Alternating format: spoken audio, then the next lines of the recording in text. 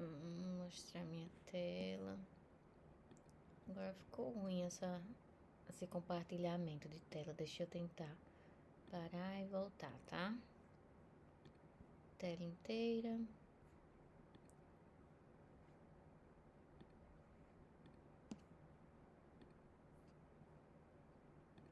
Me digam se vocês conseguem ver a apresentação. Sim, os slides tá passando. Pronto, porque da outra vez, quando eu fiquei sabendo, já estava no fim dos slides. Então, pessoal, só restam mais 2 textos, bem naquele link, bem naquela ideia dos textos apresentados anteriormente, sempre focando em conceitos como território, como cultura, como identidade.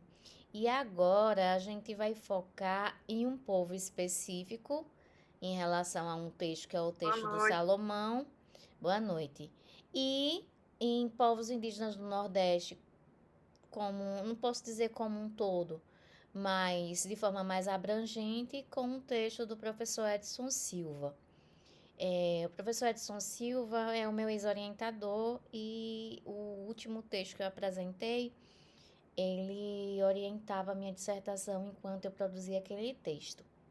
Então, explicando um pouquinho dessas situações. Esses 2 textos, eles se complementam, por isso que eu escolhi essas ordens de apresentação. Caso vocês acessem o Moodle, vocês vão observar que lá embaixo, na tela onde tem slides utilizados nas aulas online, eu vou ter colocado tanto o slide utilizado na aula presencial, como esses slides que eu estou utilizando agora, que eu utilizei nas outras 2 aulas online e que eu estou utilizando hoje também.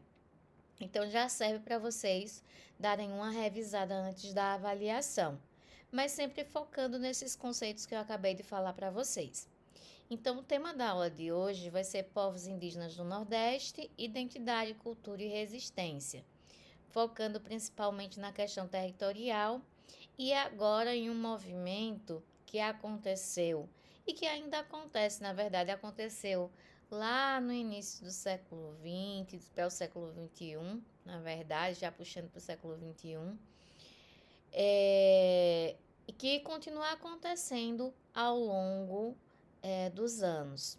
Então, esse caso que aconteceu com os Tuxá de Rodelas, lá na Bahia, ele aconteceu com vários outros povos indígenas no Nordeste, assim como aconteceu com povos ribeirinhos também.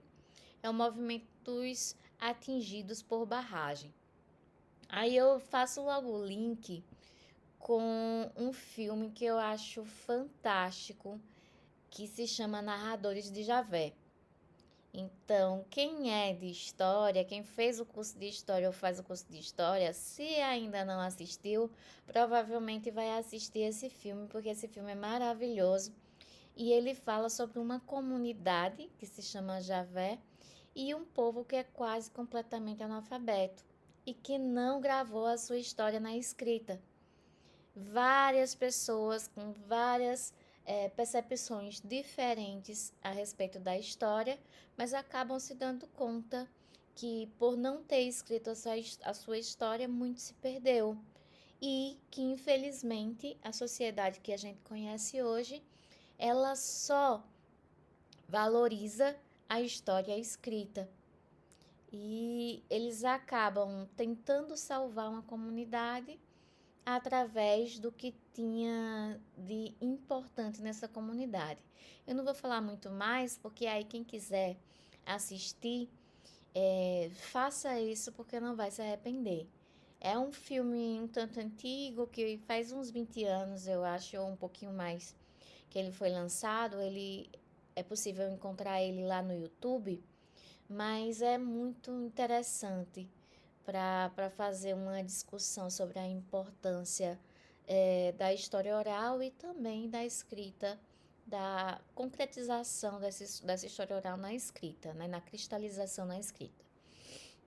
Então, esse povo que foi atingido pela barragem foi os Tuxá de Rodelas, e quem vai falar sobre ele vai ser o Ricardo Dantas Borges Salomão, E por outro lado, nesse período específico em que os Tuxá de Rodelas vão passar por esse processo de violação dos seus direitos, outros povos indígenas estão surgindo ou ressurgindo. E dessa história, quem é que vai falar vai ser o professor Edson Silva.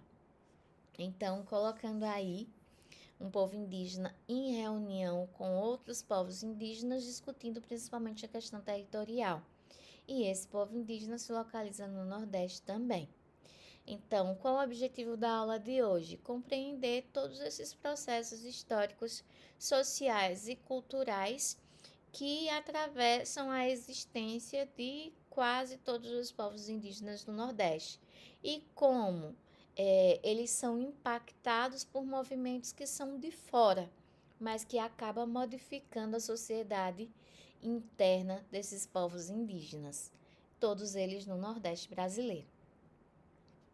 Então, contextualizando aí, eu já vou fazendo o link dos dois textos.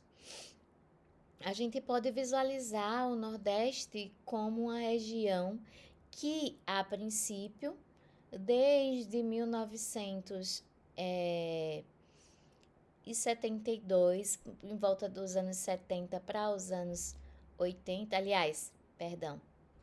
dos anos 1872 para os anos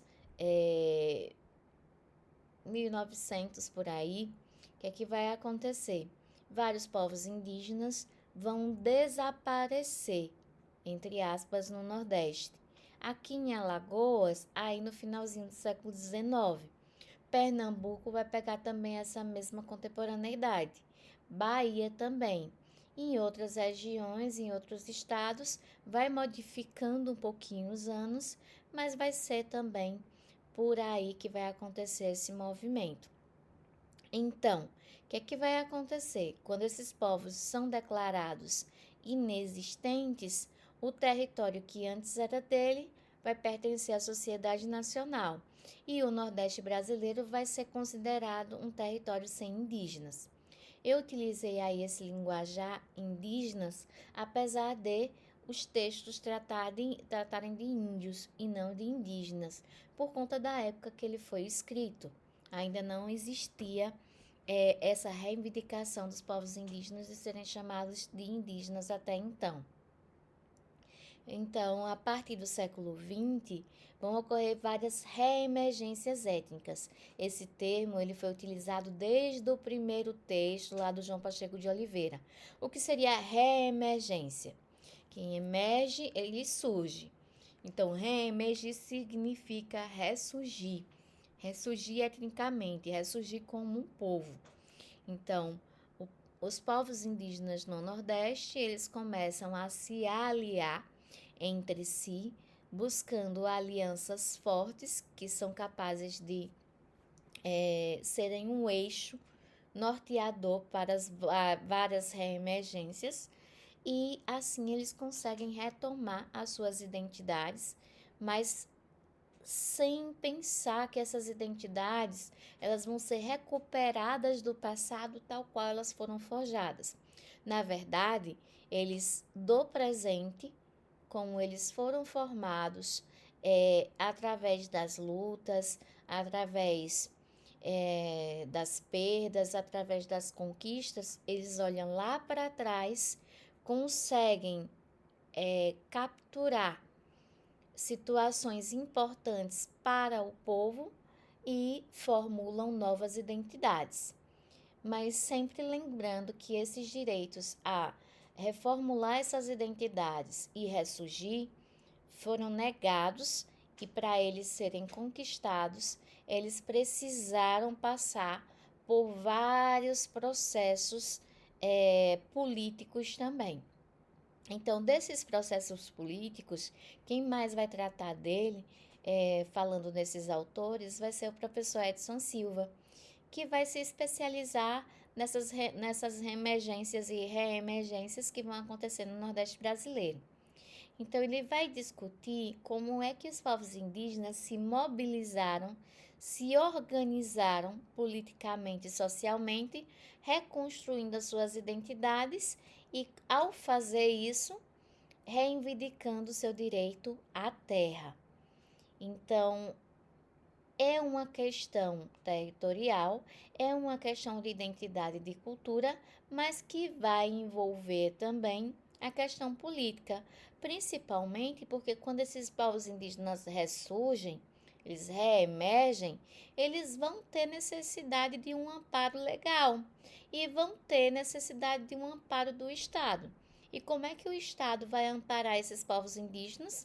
Através de políticas públicas. Primeiro com o SPI, o Serviço de Proteção aos Indígenas, aos índios no caso, como ele surgiu em 1910, que vai criar empregos públicos para os indígenas dentro das aldeias, que vai levar os seus agentes para as aldeias indígenas também no sentido de protegê-las, mas que também vão fazer com que esses povos indígenas, ou vão tentar fazer com que esses povos indígenas, eles passem a fazer parte da sociedade nacional. Então, a princípio, são reconhecidos como indígenas, mas só no sentido de serem integrados aos poucos à sociedade nacional, mas não violentamente. Eles não conseguem o seu objetivo, é lógico, porque os povos indígenas, eles se negam a perder essa identidade, eles se negam a se afirmar de uma outra maneira, mas o SPI, como surge, ele vai ser um mal necessário. Por quê? Porque existiam várias violências que atravessavam os percursos dos povos indígenas no Nordeste. E essas violências, elas só foram, eu não vou dizer totalmente exterminadas, mas elas só foram amenizadas através da ação do Estado. E o braço do Estado, nesse sentido, foi o SPI.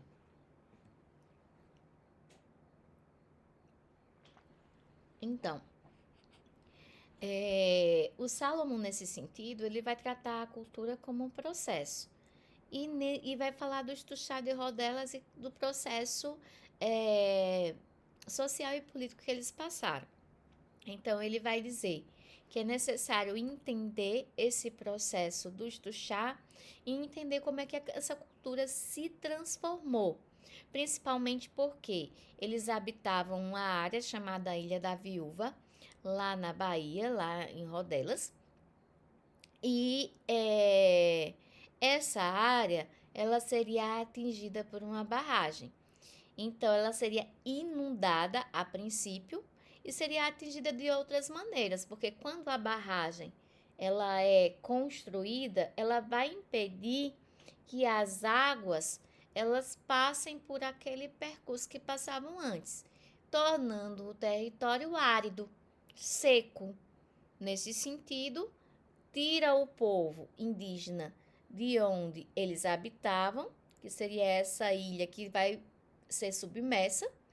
Esse povo indígena, ele é esfacelado do seu território, ele é afastado do seu território, alguns para um lado, outros para outro lado, então eles vão se dividindo, o que vai ocasionar também uma modificação cultural entre eles. Então, mesmo nesse território que eles passaram a habitar, eles não conseguem sobreviver através da sua cultura e da sua organização social anterior. Por quê? Porque é um território seco, um território que não fornece possibilidades de cultivo, que não fornece possibilidades de caça e que seria difícil de sobreviver naquele território. Então, esse povo vai tentar se unir de novo, se juntar de novo e retomar uma outra parte territorial, que também anteriormente teria sido deles, antes mesmo do aldeamento. Porque o que é o aldeamento é quando os religiosos, principalmente os jesuítas, tiram os povos indígenas de um lugar maior e colocam num lugar menor. O território do aldeamento depois vai ser interessante para o não indígena, também vai ser tomado. E agora os Tuxá não tem como voltar para a sua ilha, mas eles vão tentar voltar para a parte do território que era maior. Então, nesse retorno, quando eles tentam se juntar de novo, eles vão reconstruir as suas identidades, fazendo com que o povo tente recuperar aquele passado, mas não da forma, não um passado puro, uma recuperação pura, porque é impossível fazer essa recuperação pura. Vai reconstruir com os pedaços do passado que eles conseguem recuperar. Então, as práticas rituais do chá, nesse sentido, vão revelar um diálogo com o sagrado, político e social. Como assim? Eles voltam a praticar os seus rituais de maneira interna, e ao praticar esses rituais de maneira interna, eles ali fincam os pés e vão dizer: nós temos direito de ser quem somos. Então, quando eu me afirmo como povo indígena, quando eu passo a cultuar de novo os meus rituais, isso é uma fronteira que eu estou erguendo com a sociedade envolvente. Então, se eu me digo indígena, automaticamente eu não sou parte daquela outra sociedade. Então, é uma fronteira religiosa, é uma fronteira cultural, política e social. Então, olha só que poder um território pode trazer: o poder de unir, um poder de reconstruir uma história e uma identidade, e o poder de reconstruir também uma cultura. Então, a gente coloca aí os processos históricos do Tuxá. Eles têm origem no antigo aldeamento missionário lá em Rodelas, na Bahia. Eles enfrentaram a perda de terras com a Lei de Terras de 1850. Eu falei dela em outro momento. A Lei de Terra de 1850, ela foi uma tentativa de retirar não só povos indígenas do seu território, mas também povos negros, que já estavam caminhando para um processo de libertação. Então, já estavam acontecendo legislações no sentido de libertar pessoas negras. Então, essas legislações, quando começam a surgir, vão criar um alerta na sociedade no sentido de: vamos nos resguardar legalmente. Tem alguém com o microfone ligado, pessoal.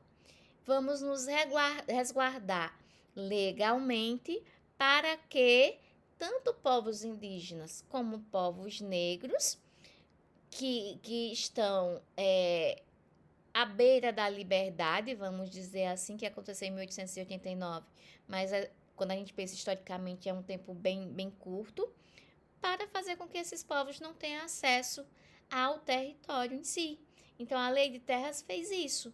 Ela deu o direito ao território a quem era branco, a quem tinha herança colonial, e retirou esse direito das terras das pessoas negras e das pessoas indígenas, salvo alguns casos, como por exemplo os povos indígenas ou os povos negros que participaram de guerras, como a Guerra do Paraguai. Então, essa lei de terras, ela expandiu os loteamentos de terras que fundaram cidades.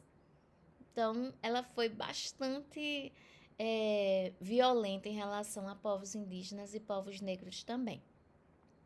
Então, é uma resistência, as resistências e as retomadas que acontecem no século XX, elas vão se formular em forma de reivindicação formal, ou seja, dentro da lei. Os povos indígenas se afirmam, então quando eles se afirmam, eles vão dizer que têm direitos legais sobre o território, principalmente porque os aldeamentos eles foram doações do rei de Portugal, ou no caso, no período da União Ibérica, do rei da Espanha e Portugal. E existe essa legislação, existe essa doação de Sesmarias, se apoiando numa legislação da sociedade não indígena, eles reivindicam seus direitos. Mas é importante a gente lembrar que, apesar de ter tido alianças entre indígenas e não indígenas, lideranças se destacam dentro do povo indígena. Então, não só os não indígenas que se destacam, mas também lideranças indígenas, como por exemplo, aí dentro do Tuxá, João Gomes Apaco Caramuru, Cabocla Pequena, Sinhá Alta e Mestre Eduardo. E quando eu cito aí nomes de mulheres, imagine só, nessa temporalidade citar mulheres. E mulheres que já para conquistar o seu espaço dentro de uma comunidade afastada, elas tiveram que ter suas próprias lutas internas, mas elas conseguiram ocupar um lugar de respeito, principalmente porque apenas mulheres conseguiam participar de parte da ciência dos índios, ou dos indígenas, no caso, não sei se dos índios utilizando o termo que o autor utilizou, e dos indígenas trazendo o termo para hoje. Então, pense o seguinte: nós não indígenas, nós temos um tipo de ciência, que é uma ciência validada pela academia. Os indígenas, o que seria a ciência dos indígenas? Os saberes tradicionais deles. Então, existem saberes tradicionais que são repassados e que são é, utilizados apenas por mulheres. Existem outros que são utilizados apenas por homens. Aí, fazendo o link para a nossa sociedade atual, ou pelo menos de uns 20 anos, 30 anos atrás, nós temos as rezadeiras, as benzedeiras, que em sua maioria eram mulheres, que em outras temporalidades poderiam ser chamadas inclusive de bruxas, mas que tem um papel dentro da nossa sociedade, que ganha um papel dentro da nossa sociedade e um papel de importância. Existia pessoas até de muito poder aquisitivo que saíam das suas casas e buscavam essas benzedeiras e buscavam essas rezadeiras. Então, dentro da sociedade indígena, a mulher também vai ter um papel de destaque na ciência, no saber tradicional. Vou tomar minha aguinha. Então, sobre esse ritual identidade política, o Salomão vai colocar que o ritual Tuxá, ele não é folclore, não é só aquela coisa que se canta, dança sem significado e que é repassado de pai para filho. Tudo o que é feito dentro da comunidade tem um sentido cultural, mas tem também um sentido social e também serve para que esse povo resista politicamente. Se ele continua praticando seus rituais e se ele continua praticando as suas danças e os seus cantos, para a sociedade envolvente, essa, por mais que eles neguem, é uma prática indígena. O toré, por exemplo, é uma das principais ferramentas de luta política. Ele é dançado não só e cantado não só dentro das comunidades, mas principalmente fora delas. Aqui em Alagoas, a gente tem muitos povos indígenas, inclusive, que vão até as escolas oferecerem um dia de vivência dentro das suas comunidades. Ou então levar o toré, levar a pintura para dentro das escolas, para as escolas normais. Normais não, regulares. Oi, Professora, alguém? na Sim, escola Nogésia de Jatobá, hum, sempre tem sim, visita lá em cima na Cacurra, uhum. ou lá na roça, para os meninos fazer pesquisa. Tem um toré também, que eles vão para a escola, às vezes vão apresentar. Sempre estão falando sobre a cultura. É importante. Eu acho que agora vai ter um pouco menos, porque a rivalidade tá grande em Palmeira, mas vamos ver. Então, o ritual nesse sentido, para o Salomão, ele vai servir como um drama social, que vai expressar os valores dos indígenas, mas que também, através desse ritual e chegando a ambientes não indígenas, eles vão poder expressar as tensões que aconteceram dentro dos seus processos históricos. Então, eles vão aparecer cada vez mais. Ô, gente, desliga o microfone, por favor. Professora, essas mulheres que são líderes no indígena, na verdade, elas têm que fazer aqueles todos rituais para aprender sobre as crenças, essas coisas. nem todas as mulheres. Existem lideranças que são mais políticas, mas na maior parte das vezes elas também têm um papel dentro dos rituais. Há uma escolha. Desliga um pouquinho o microfone, por favor. Então, há escolhas dentro da comunidade, só que essas escolhas, pelas comunidades que eu conheço, porque existem diferenças entre comunidades indígenas e comunidades indígenas. Mas as que eu conheço, eles dizem que essa escolha, ela não é apenas da população dentro da aldeia. São escolhas encantadas. Significa dizer que existem ancestrais divinizados que, através de sonhos ou através de alguma situação que aconteça dentro da vida dessa mulher, aponta ela como uma possível liderança religiosa. E ela tem que abraçar isso para poder seguir em frente como liderança religiosa. Então, ela pode se negar ou ela pode abraçar isso. Mas, segundo algumas comunidades, se ela se nega, ela vai acabar tendo alguns castigos. Castigos no sentido de o seu corpo ser desgastado. Então, existem situações e situações, mas é impossível falar sobre todas as comunidades porque cada uma responde de uma maneira. Mas vamos lá. O que vai acontecer em relação às hidrelétricas com essa comunidade Tuxá? Vai haver a construção da hidrelétrica de Paulo Afonso e também da Itaparica.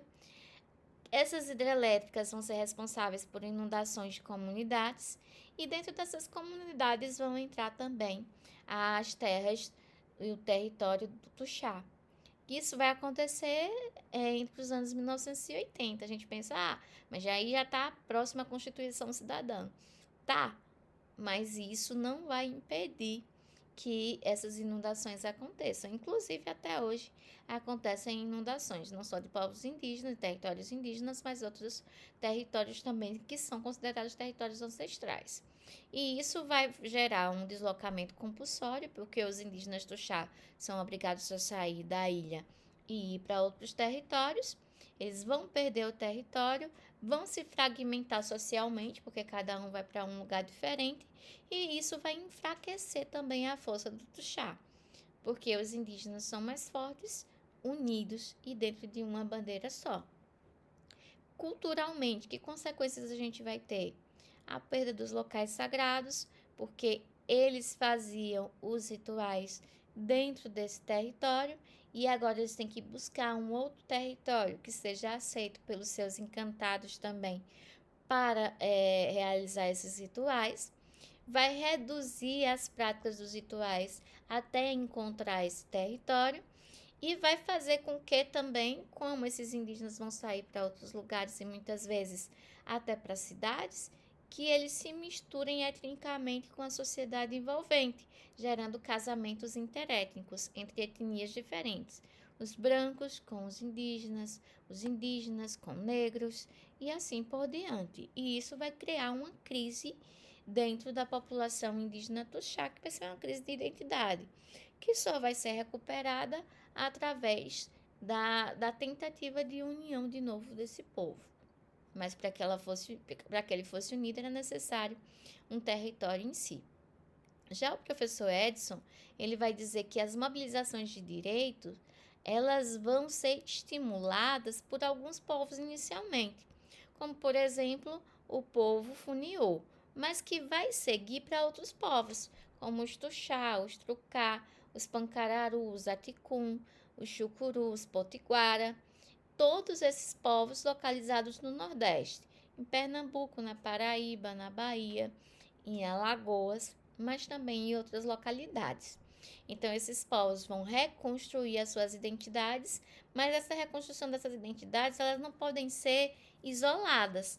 Elas vão ter que acontecer também considerando o período de contato com a sociedade envolvente, considerando o poder do Estado sobre essa sociedade indígena, o poder da sociedade que estão às margens dessa sociedade indígena, mas que tem influência sobre ela, Então, as mobilizações que vão acontecer, elas vão acontecer em vários caráteres. No caráter jurídico, com a demarcação territorial, no caráter cultural, com a revitalização dos rituais e tentar rebuscar partes das suas línguas também, porque recuperar ela inteira é praticamente impossível, e no âmbito político também, fazendo com que povos indígenas se associem com outros povos indígenas ou até mesmo com membros da sociedade não indígena, como foi o texto que eu apresentei para vocês anteriormente, na aula da semana passada, com o padre Alfredo Damaso, que foi essa figura que uniu o povo indígena com o Estado, ou pelo menos que intermediou essa relação. Então, nesse sentido, a Constituição de 88, ela vai ser a primeira Constituição que vai tratar, ela não vai tratar de indígenas, ela vai tratar de índios, mas ela vai tratar de índios onde esses índios estão. Por exemplo, antes das constituições anteriores, se falava de silvícolas. Então, utilizava a palavra silvícola para tratar dos indígenas. Então, significa dizer que apenas quem era habitante da selva seria atingido, ou da mata, seria atingido pela Constituição. E a gente sabe que, com a invasão dos territórios indígenas, há também indígenas habitando outros locais, como, por exemplo, as cidades. Então, a Constituição Cidadã, ela vai trazer uma margem para a interpretação desse contexto. Vai dizer também que são indígenas aqueles que se reconhecem como tal. Há um respeito à autodeterminação. Você se dizer e se afirmar indígena, você se dizer e se afirmar pessoa negra também. Então, a convergência entre os textos vai acontecer de diversas maneiras. Eu só coloquei aqui um quadro mais geral. Os aspectos que tratam, por exemplo, o Salomão e o professor Edson, a abordagem do Salomão vai ser uma abordagem antropológica e histórica, vai tratar da cultura, principalmente do povo indígena, mas sem esquecer da sua história. A abordagem do professor Edson, ela é principalmente sociopolítica, entendendo a sociedade indígena e o contexto dela com a sociedade envolvente, que aí já pega a situação política dessa sociedade indígena e de conquista de direitos. Qual é a ênfase do Salomão? A questão cultural, como eu havia falado anteriormente, as modificações do ritual, as modificações da cultura e as formas de resistência do povo indígena do chá. E do professor Edson, ele vai falar das mobilizações. As mobilizações são formas de organização indígena para que esses indígenas continuem existindo e que eles ressurjam também, mesmo depois da extinção dos aldeamentos, lá no final do século XIX. Então, o exemplo central do Salomão é o povo Tuxá, que vai habitar a Bahia, mas parte dele vai para Pernambuco também, nessa divisa entre Bahia e Pernambuco. E do professor Edson, ele vai tratar de vários povos indígenas do Nordeste, como povos da Paraíba, povos de Pernambuco, povos de Alagoas e povos da Bahia. Então, qual vai ser o resultado desse primeiro texto, o resultado apresentado pelo Salomão? Que essas lutas indígenas, principalmente no âmbito cultural e no âmbito ritual, que vai servir de resistência, elas também vão mostrar a reafirmação identitária e a reconstrução desse povo enquanto indígenas, utilizando como ferramenta o ritual, o toré e outros elementos. E o professor Edson vai dizer que as mobilizações, a organização desses povos indígenas vai permitir que esses povos indígenas conquistem território através das legislações postas pela Constituição. Então, é um reconhecimento público, mas através de armas que não foram feitas pelos indígenas, mas que foram apropriadas por eles. E do mais, gente, deixa eu perguntar a vocês sobre dúvidas. Digam aí. Já tô saindo da reunião, é coisa linda. Digam aí o que vocês acharam, que dúvidas ficaram sobre esse texto. Tá todo mundo morto, sim, é? Ninguém? Legal. Zilma, tá viva? Oi, professora, eu estava cochilando, mas eu ouvi o que a senhora perguntou. Esse texto aí fala realmente dessas questões que eu estava fazendo para fazer, né, comparando para fazer o ensaio, né? Uhum. E tratou e abordou sobre tudo que a senhora falou aí. Então você tá extremamente preparada para a prova, que ela tá bem facinho e bem nesse link mesmo. Douglas, É, tá vivo também? Professora, Oi, Damiana. professor, me tira umas dúvidas aqui sobre o relatório. Hum. Como é que é para fazer? Primeiro vem como? Primeiro, segundo, para fazer o relatório dos slides. Eu fiquei em dúvida quando a senhora explicou na outra aula. Relatório dos slides. Sim, o relatório do estágio nos slides, né? Para o dia 6, né? Ah, Eu quero tá. entender como é que eu vou fazer. Sim, do estágio, Entendeu? né? Então, Oi. no slide vai ter o seguinte. É que sem desligar. Peraí, Damiana. Então, o relatório só são de 3 a 4 slides. O primeiro é um slide de apresentação e de identificação, na verdade, onde você vai se identificar, né? Lógico, identificar a universidade e se identificar. O segundo, você identifica a escola, o local no entorno. E o terceiro, você fala da sua experiência dentro de sala de aula, observando o professor. Só isso, certo? Eu entendi, professora. Primeiro vem a minha identificação, depois o da escola, que é endereço, Não coordenador, é só isso, diretor. não. Você vai colocar a identificação da escola, sim, mas assim, falar a que espaço essa escola pertence. Entende? Dizer, essa escola é rural, essa escola é na cidade, explica quem são as pessoas que fazem parte dessa comunidade escolar. Não precisa colocar tudo isso no slide, você vai falar. Na sua fala, isso vai estar mais presente, né? Para a gente entender quem são esses alunos que você está observando. E a última é sobre a observação em sala de aula, sobre o método do professor, sobre o que você verificou, todas essas questões que já estão no relatório que vocês fizeram, né? É só Pronto, eu vou fazer uma ter síntese. colocado no slide, não é isso? Hum? Fazer uma síntese no slide. Agora não coloquem muito texto, coloquem tópicos para vocês desenvolverem na fala. Oi, Raquel. Pode repetir, por favor, do começo? Primeiro slide, identificação. Identificação da universidade e a sua. Segundo slide, vai falar sobre a escola. Colocar o nome da escola, também a localidade, mas aí vocês vão apresentar essa comunidade escolar. Não precisa ter tudo isso em texto no slide. Isso vai estar na sua fala. No slide pode estar o nome da escola, pode estar a localidade da escola, uma fotografia da escola, mas na fala você vai explicando que comunidade escolar é essa. E o último slide vai ser sobre a sua experiência em sala de aula, observando o professor. Só isso. E se tiver dúvida, essa aula vai ficar gravada, viu? Eu vou colocar no linkzinho. No caso, eu coloco os tópicos e aí eu tenho que, no caso, estudar, né? Estudar o relatório. É isso. Porque deve ser pouquinho tempo, mas nesse tempo todo tem que falar, não muito, né? Porque se for falar, aí pronto. Exatamente. Douglas colocou aí por escrito, vai ficar gravado também, identificação do aluno, caracterização da escola e experiência no estágio. Perfeito, Douglas. Muito obrigada.